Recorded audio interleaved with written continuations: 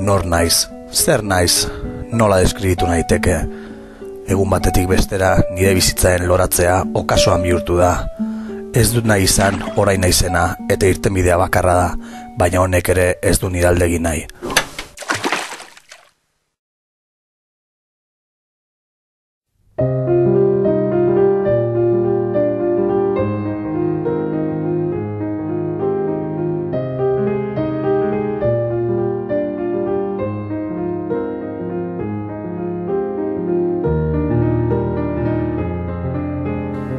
Paretarik ez duen eskalatzailean egoera da nirea, mendirik ez duen mendizalearena, baina tontorrera ezin igotze horretako istant batean, bertatik jaisten aurkitzen duten eburua.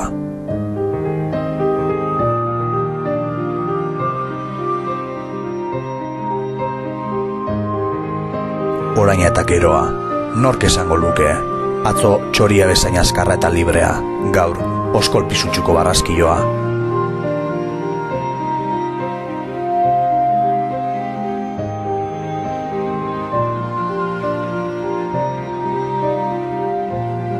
Oraina eta geroa, banatu ezinezko bikotea, elkarren etxai, baina bata bestea gabe ezin bizi, biak beti present.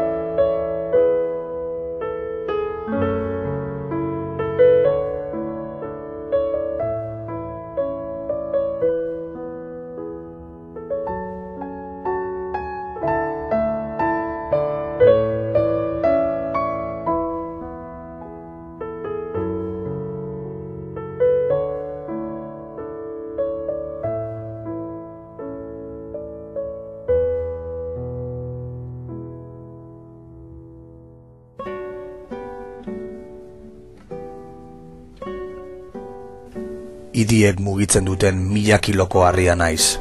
Hona hemen ene metafora.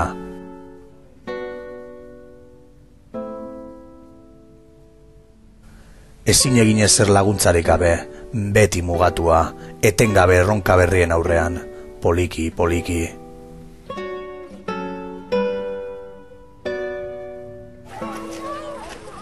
Munduari so gaude beti, baina nik paretak besterik ez ditut ikusten.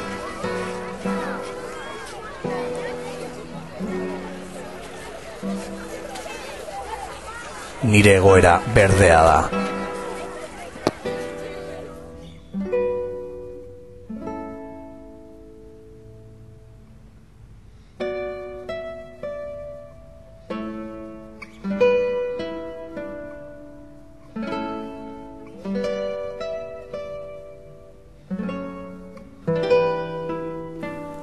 Arima bakartiba naiz gorputz matxuratu honetan, eta nik aski izan nahi dut. Mugak hautsi, arrotza zaidan egoera berri eta oztopoen erreinua den honetan.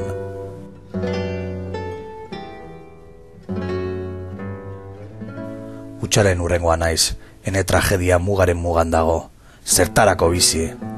Odolak borbor egiten dit, bihotzak agur esan nahi du. Banoa esan nahi nuke, banoa mugaz bestalde.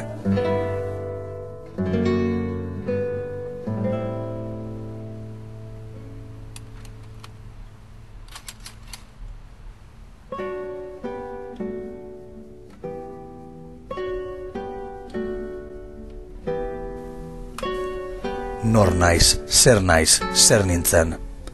Hona hemen ene buruari egindako galderak, baina ez egin beharrekoak. Aurrean duzue zer naizen, ezindu bat, zorigaitzeko bat, gizajo bat. Baina zergatik zuzenak ez diren galderetan bizi, zergatik ez kondenatu ene burua esperantzara. Arrazoia bakarra dela uste dut.